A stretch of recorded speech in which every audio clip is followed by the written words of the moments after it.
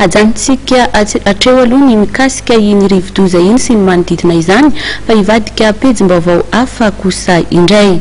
Androany no nanatanterahana ny fifampiarabana tratry ny taona notarihan'ny filoham-pirenena Hery Rajaonarimampianina izay notanterahana teny amin'ny lapam-pirenena teny Iavoloha.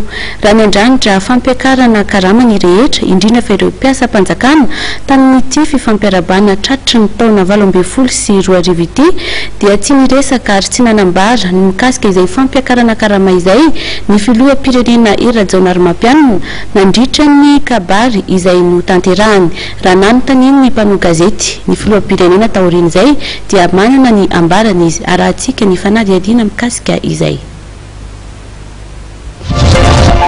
Tsy laza mikasika ny fiakarany karamany mpiasa ho an'ity taona 2020 sy 2020 ny filoham-pirenena taona tonlaminina teny amin'ny lapam-panjakana ny Iavoloha.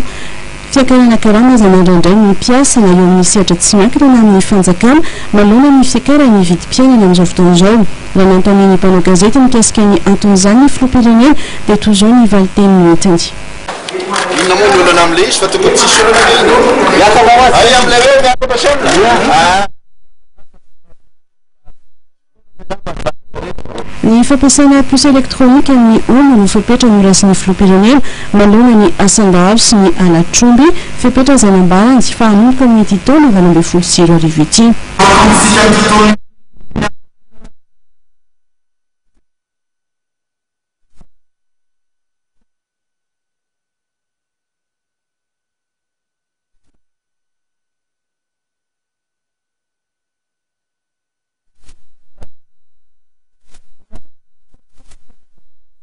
Toekarena ary teo amin'ny 4 isanjato ny fitombiny alkarena malagasy.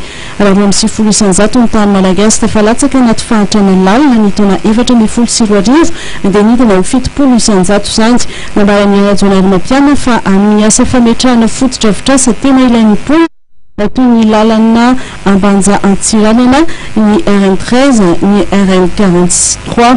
Eo ihany koa ny fitarihan-drano ary ny fanomezana jiro azo avy amin'ny Angovo avy amin'ny ambanivohitra.